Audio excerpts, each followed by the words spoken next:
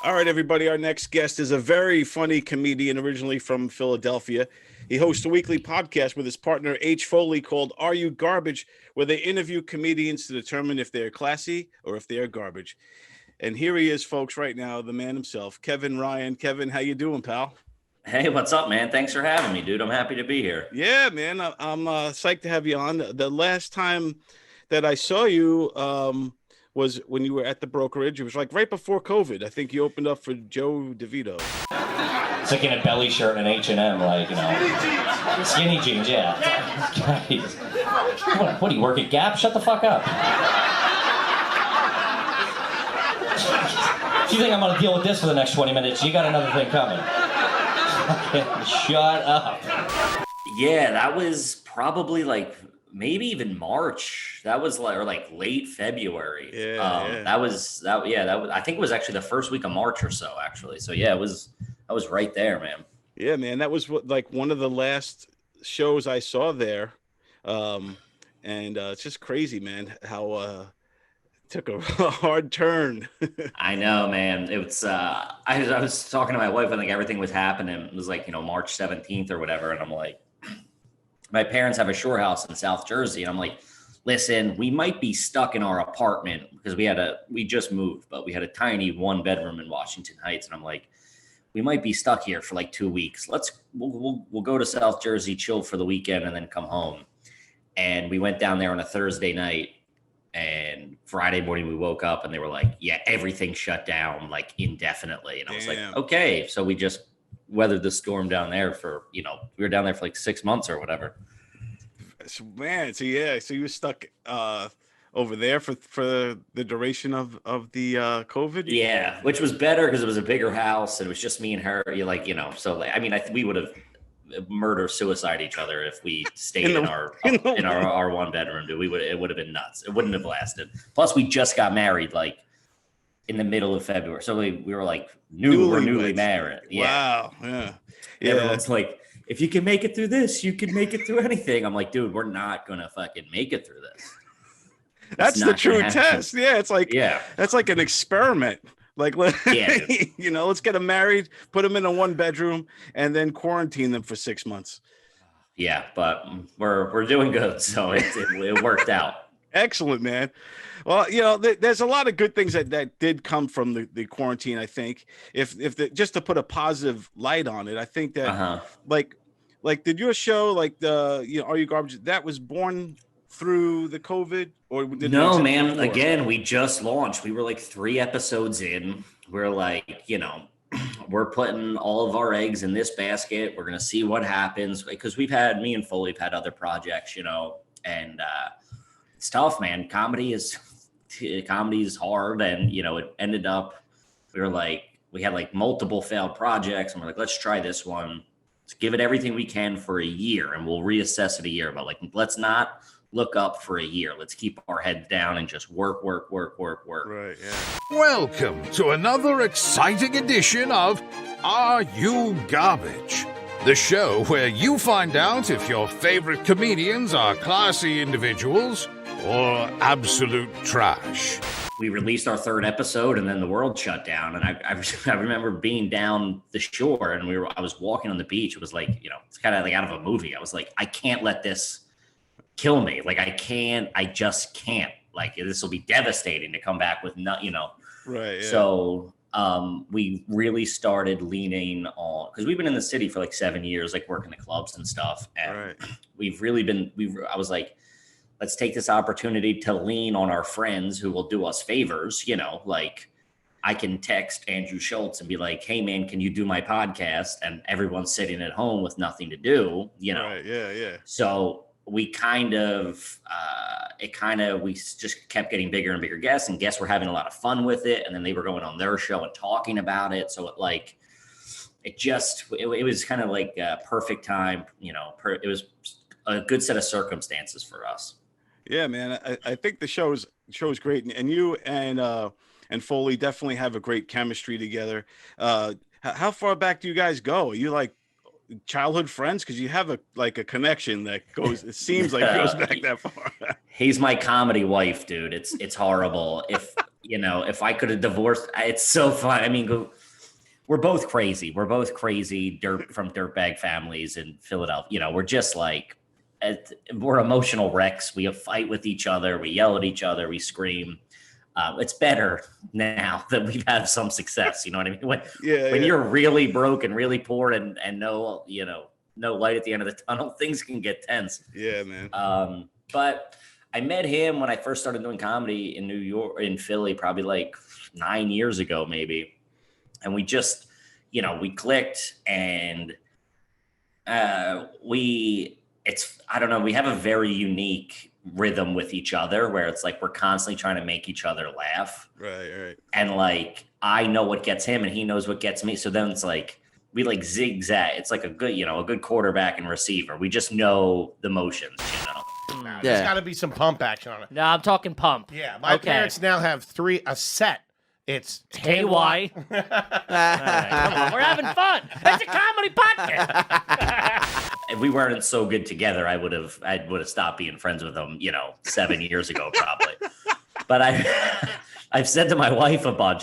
She's like, why don't you try something on your own? Because we get in fights and these phone calls and we're yelling at each other and everything. She's like, try something on your own. I'm like, we're just too good together. We're very, you know, I don't have that relationship with anybody else. Not too shabby, gang. I say this often, but this time it's 100% true. It's hard to get that kind of bond with somebody, or even that instant kind of chemistry like that you guys have. That can't be manufactured. That's something you either have or you don't have.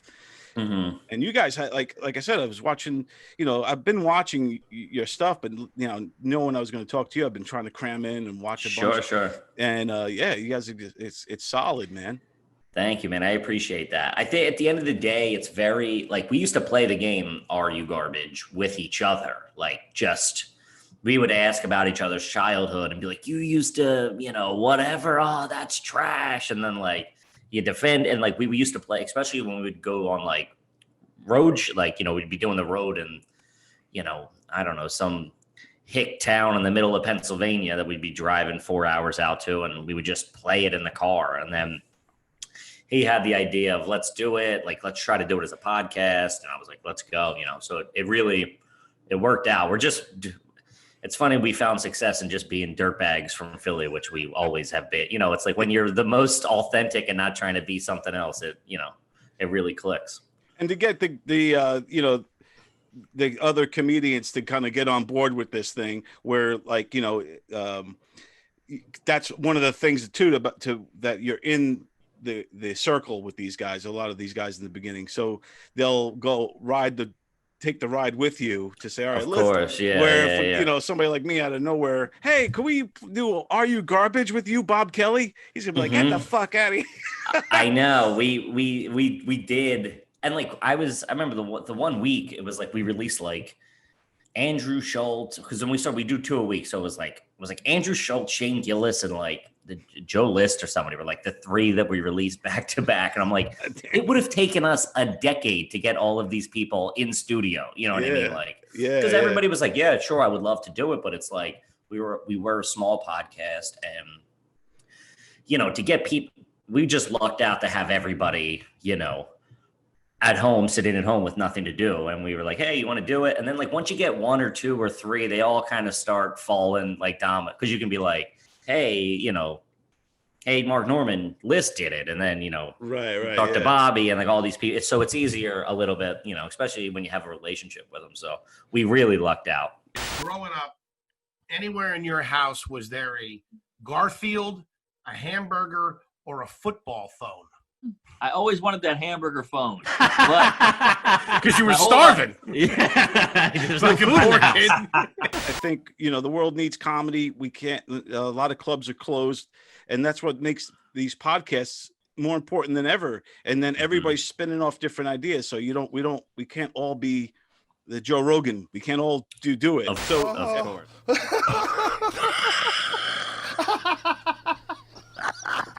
That's so fucked up.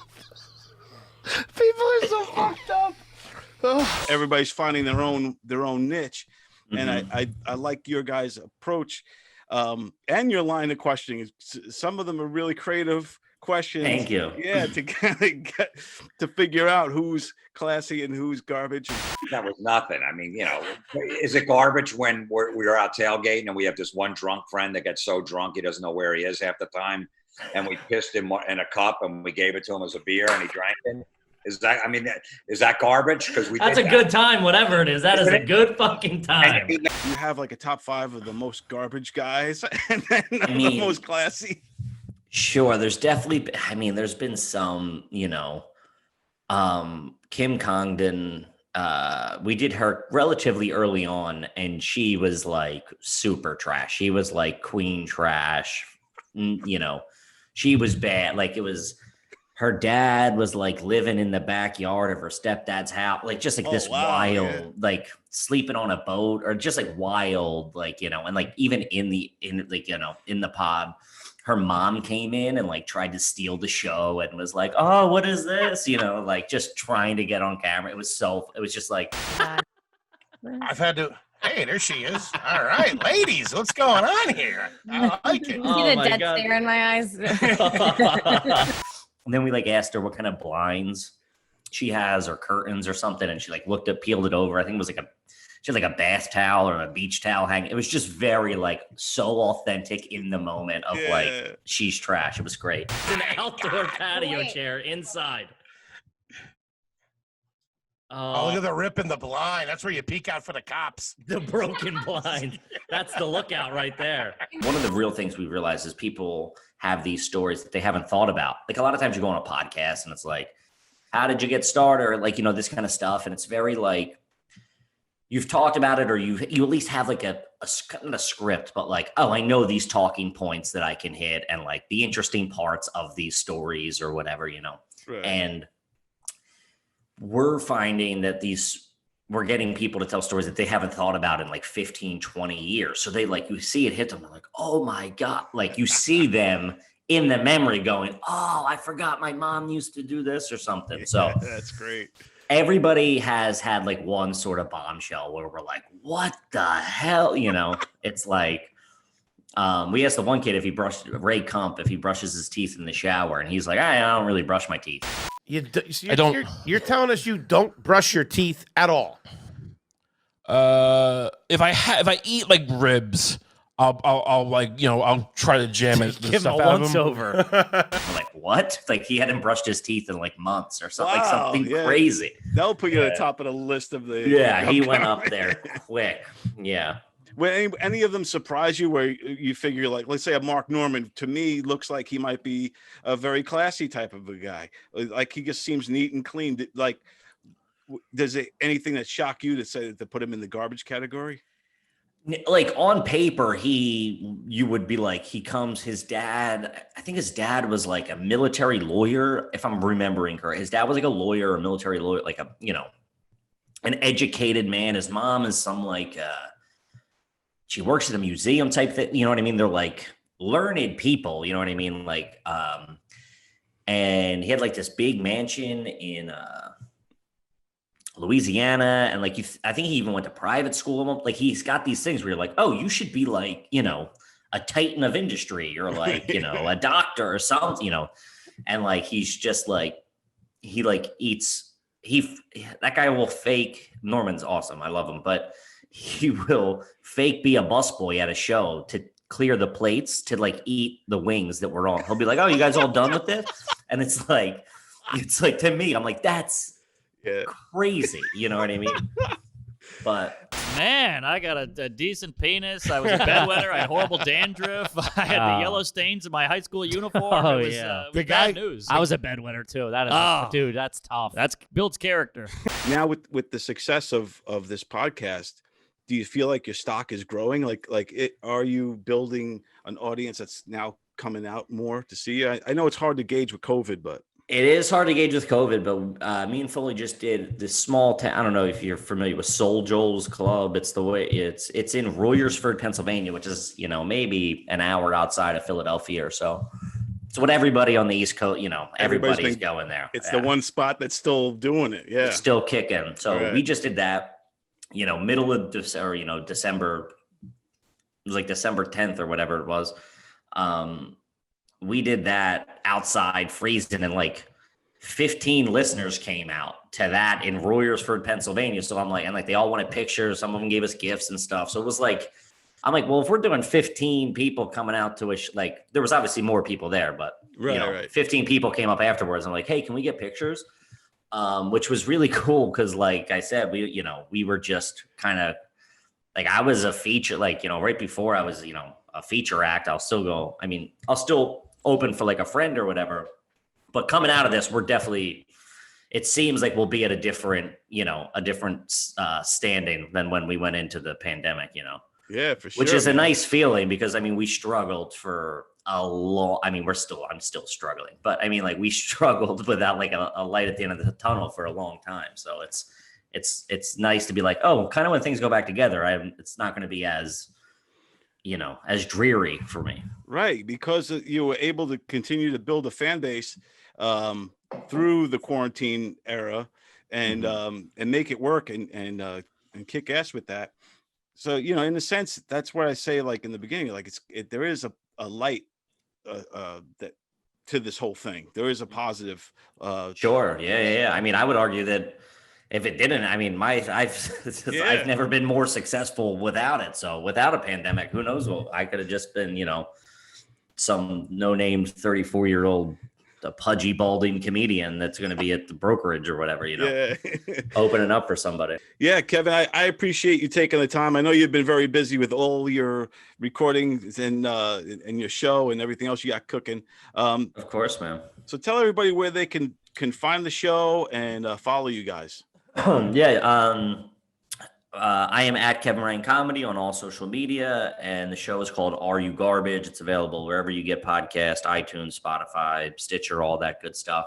And we do a full HD video on YouTube from our new studio that we just built to make it look like a suburban basement in the 90s. So give it a whirl. It's a good time. Great show. You guys are great on there. You're awesome. I appreciate it. Thanks again for taking the time out of your busy schedule for me, man. Of course, buddy. Thanks, man. I appreciate it. Thanks. Kevin Ryan, everybody. Hi there. This is comedian Christian Finnegan. I just wanted to take a moment and say something just straight from the heart, just, off the top of my head, just something I feel very passionately. Okay, here we go. Make sure you watch Put Up, Shut Up, and Stand Up on govsradio.com, Facebook Live, and Boxcast. They're on the TV. Thanks for letting me get that off my chest.